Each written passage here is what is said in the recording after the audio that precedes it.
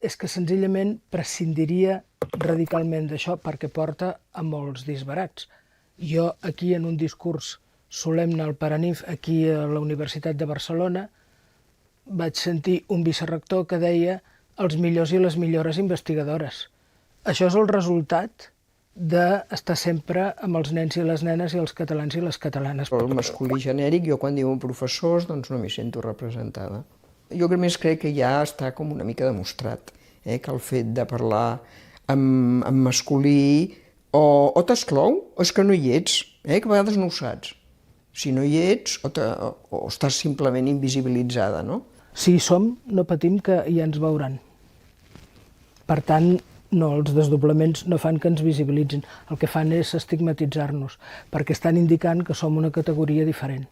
Estic convençuda que el desdoblament dona més visibilitat a les dones i, a més, fa que no ens en puguem oblidar. Suposo que ja tothom ha percebut que de les preses polítiques no se'n parla, no existeixen.